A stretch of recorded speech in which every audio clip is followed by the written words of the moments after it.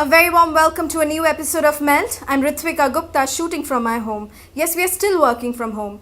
Now, the lockdown has disrupted several businesses, including makers and distributors of fast moving consumer goods. With restrictions on manufacturing and movement of goods, how is a company like Marico, known for its popular brands like Parachute Oil and Saffola Oats, navigating through the crisis? We find out today from Saugata Gupta, Managing Director and CEO at Marico. Anant Rangaswami, editor of Melt, joins me today. Anant, Marico has really gotten its act together now after a brief struggle. How do you think the company has managed to achieve this? Ritvika, it's not a surprise because Marico is already on the path to digital transformation. So a lot of their processes and workflow was already digitized. What the lockdown did was to force them to hurry up the pace. Most of their early problems were in the analog part of the business, as in, how do they get their factories to open, shortage of people to work, getting PPEs into place, and so on and so forth. So these were the challenges that they had to navigate. That took time. But once that took time, they have a priority which is fairly clear. There's their discretionary basket and non-discretionary basket of products. They focused on the non-discretionary and increased production and ramped up distribution of those products. So I think it's a lovely sort of example of what to do. And as Saugata puts it, you have to transform yourself. Well, thanks, Anant. Let's have a look at the conversation. The interview today has been recorded on Zoom. Apologies for the patchy stream. Let's get ready to melt with Saugata Gupta. Saugata, hello. Hi. And good to talk to you in a very, very difficult time. So to begin with, tell me, what is it like for Marico 65 days into the lockdown? From a point of what is active, what is not active, what is moving and what is not moving. So I think more or less our factories are operating at 60 to 70% of the capacity, obviously with much less manpower, simply because of the fact that we are working with strict protocols, including, in terms of hygiene, strict protocols with respect to social distancing. Capacity in terms of distribution, again, in some of the hotspots and red zones is still not up to the mark, but we are trying our best. Also, some of our distribution partners or some of our customers are also not operating at 100%. So I think it is going to take some time. We are much better off than what we were perhaps in April, and we are now clocking also somewhere between 80 to 90% of our sales of our annual run rate. Having said that, again, the core part of the portfolio is doing better. The discretionary part is not doing that well because obviously people are not willing to look at, today consumption of discretionary stuff. So it's been, I think the team has doing a fantastic job given the current circumstances. Having said that, I think it will take, it will be far from normal in some ways, the way it's operating. Right. I wanted to talk to you about two areas in particular. One is Saffola, because that's in many ways an essential product, for a lot of people. And the other was Parachute, from a context of your export market also. So first with Saffola, if we can talk about Saffola. I think as far as Saffola is concerned, obviously, yes, you are right that a significant portion of our, the in-home consumption or in-home cooking occasions have increased drastically. Our job is to make the product available. As you know that obviously we had struggled whether in terms of production the early days, but now we have stabilized a bit. A significant portion of Saffola is consumed also bought through modern trade. So our job is to make it available through multiple routes. It's available through a lot of retail food aggregators. We have now a direct to home. It's available through e-com and obviously available through neighborhood shops. There is an app which tells you which neighborhood shop your Saffola is available in. And therefore, this is one brand which has been doing well in the last few quarters, even before COVID, and we have continued to track pretty well. Right. And when it comes to Parachute, where, one of the amazing things is Parachute is exported and well received in places like the Middle East. Now, obviously, that ability to ship to the Middle East is a problem.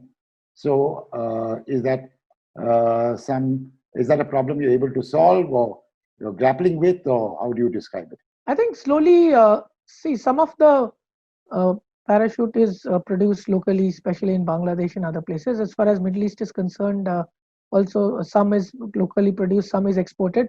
Right. Obviously, there was there was some kind of closures towards the end of March and first two couple of weeks of April, but things is slowly in terms of things are improving, and I think we should be in a stable state another couple of weeks because of the simple fact that it is opening up. Some of the other markets are also opening up. In some Yeah. of the international markets, for example, we have a wide range of situations. A place like Vietnam today, as they have managed the COVID pretty well. The number of deaths has been negligible. There has been the number of new incidents are almost zero, and they have opened up. Right. Compared to that, some markets are still in reasonably amounts of lockdown, like a South Africa. So I think there is a wide range of lockdowns versus this one. But in most of the markets today, I think we are working, I would say, at around 60-70%, 70 to 80% capacities in most of the markets. Right.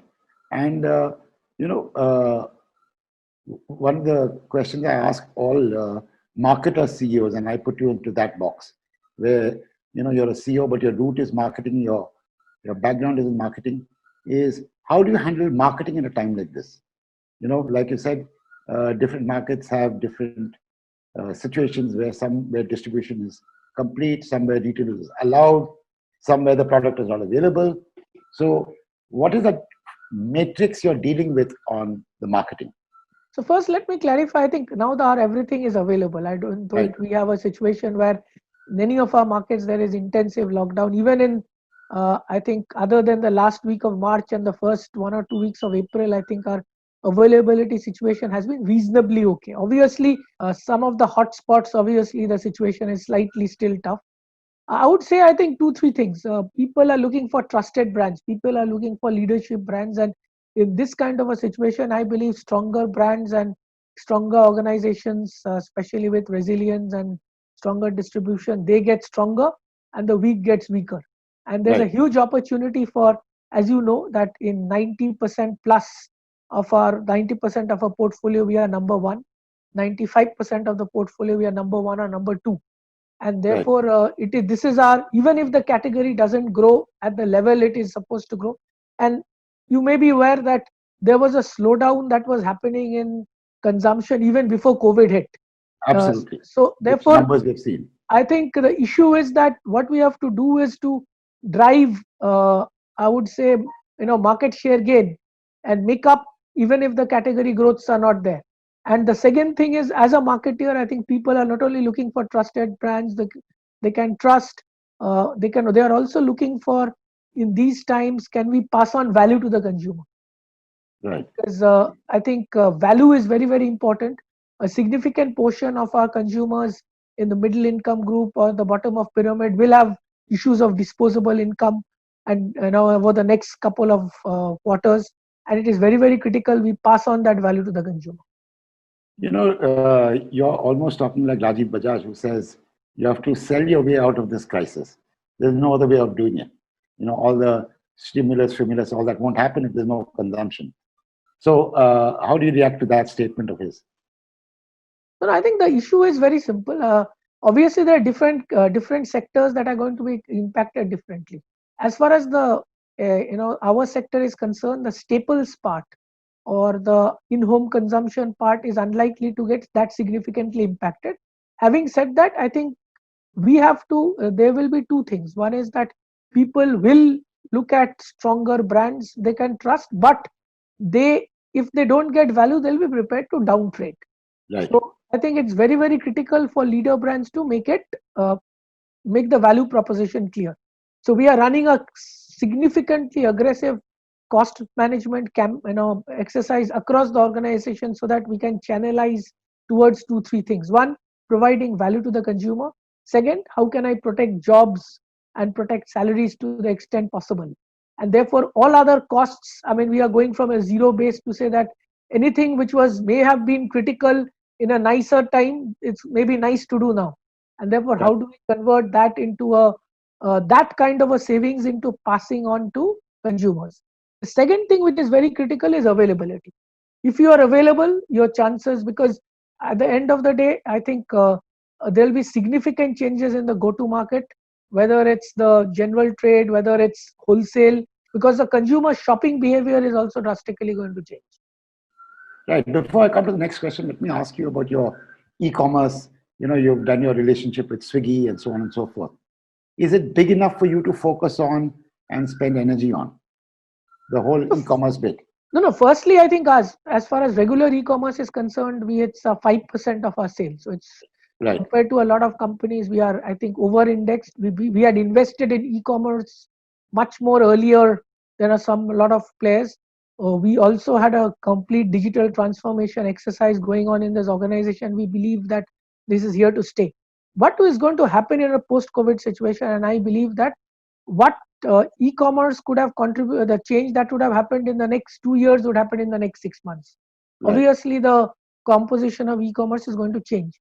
Now, as far as Swiggy's of the world is concerned, I think we are using them to make the product available as a last mile aggregator, as an alternate form. Now we are doing a lot of experiments, whether we are using technology or using a lot of third party this one to make the product available. Some of them will work, some of them might not work, but some of them which will work will be scaling up as things stabilize. Right. Go back to a part of your answer 2 questions ago, where you said you are going through an exhaustive cost rationalization exercise. How does advertising and marketing figure in that cost rationalization exercise? So I think two things. Obviously, we did start cutting down when April. We were not sure. We have started advertising. Having said that, I believe that there are two things. The overall clutter levels in media will go down, because I'm sure the other sectors relatively are not likely to advertise that much. So I believe that we will be still comfortable without diluting any impact or a share of voice by cutting down overall A&P by 100 to 150 basis points. I really don't discuss numbers. I like to discuss the principles of your challenge. So let me come to the principles. So how do you spend your day now? Because you're a hands-on CEO, like not many CEOs are. You are one. So how do you spend your day typically when you're locked up in your house? So I think first thing what we have done is, obviously we start almost every day. Now we have made it every alternate day. Me and my team, we have a 1 hour session which starts off at 8:15 in the morning. Right. And then each of them, the CXO team, have their sessions. We are also doing constant communication. So we have town hall meetings every month. I am having a communication with individual teams also, some critical teams, especially in the sales and supply chain, meeting teams individually in groups of 10 or 12. And also, as I said, I'm doing town hall. So communication is a very big thing. It is important to also be transparent, whether with respect to the fact that philosophy of remuneration, we couldn't do a remuneration revision exercise, we have pushed it, whether with respect to ensuring that we support the people who are fighting in the field, in terms of including our associates. And thirdly, I think what we have done is ensuring collaboration.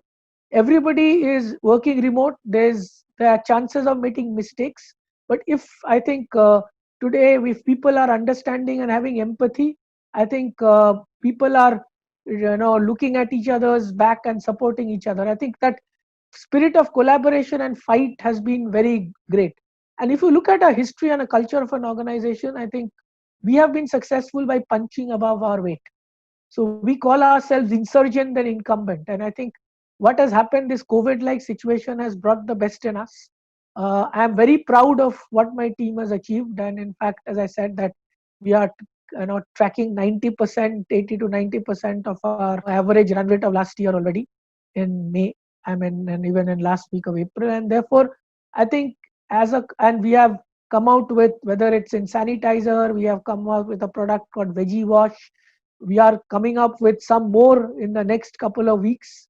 So I think I'm very proud of this team, and the fact that the kind of grit, courage and the risk taking they have shown is exemplary. Okay. Now, last couple of questions. One is, in February, digital transformation was just one of those irritating buzzwords which everybody was talking about. Suddenly, by May, everybody is almost practicing transformation. How much do you think that the current crisis has accelerated the absorption of digital transformation by Marico? Or is it that you were on course anyway? But I would say that we were on course anyway. Right. So we had invested in so as I said that we had a digital transformation cell working directly with me in the last 1.5 years. We started our digital transformation journey under the 5 buckets, which is basically in terms of listen, engage, the cell, automation and workflow, and also in the significant, we were doing investments. For example, we did this investment in this company called Beardo, which we have a 55% stake, and now since this year we were in the process of going to integrate this company, although it will be into the Marico fold. Having said that, we will keep it as a separate company because we believe that we want to maintain that kind of a culture of that. So I think the process had begun. I think what will now become far more got accelerated. I was very surprised by the very smooth adoption of work from home. Right. So that is one area which will give us flexibility, which will lead to far more having interesting people on the roles, driving diversity, because you don't need people who are going to work, full time coming to work. So that is a big area. It will of course give a lot more space to people, because at the end of the day, in a city like Mumbai or Bangalore or any of these cities, metro cities, you spend a lot of time traveling. So we would not maybe move to 100% work from office.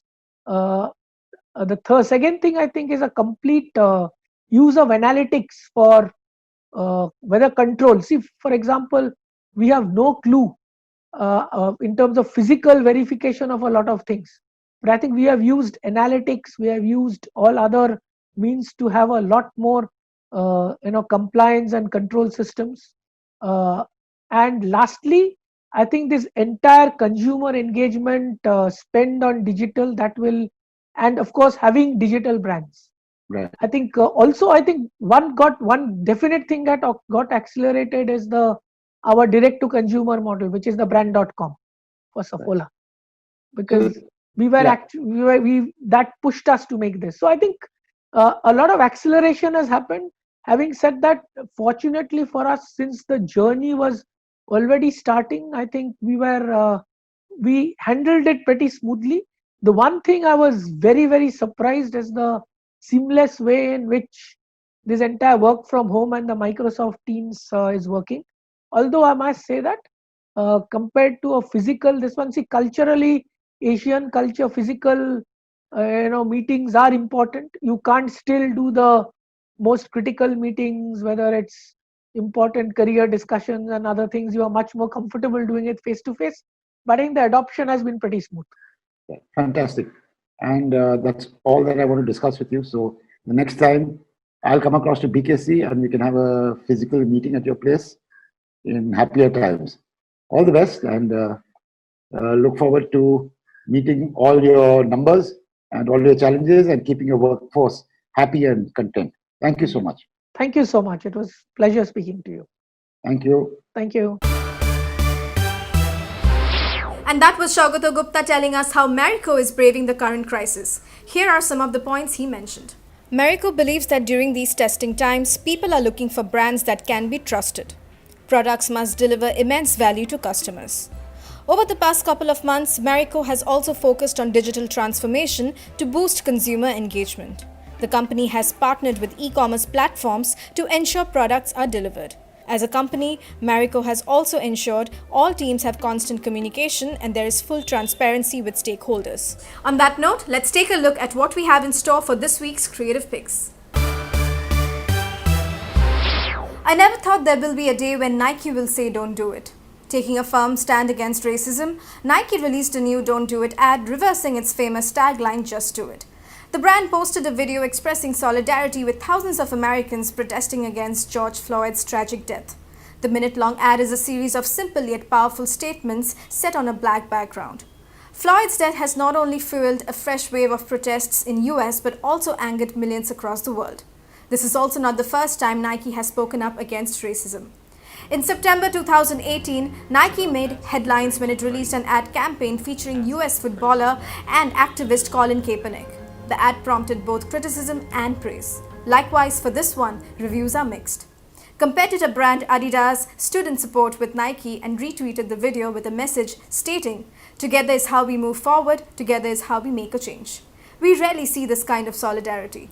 Adidas-owned brand Reebok also provided its own statement with an Instagram post that stated, "Without the black community, Reebok would not exist. We are not asking you to buy our shoes, we are asking you to walk in someone else's." At a time when a majority of brands remain silent, I think it is incredibly brave of Nike to take such a strong stand. The ad carries an extremely powerful and relevant message. Take a look.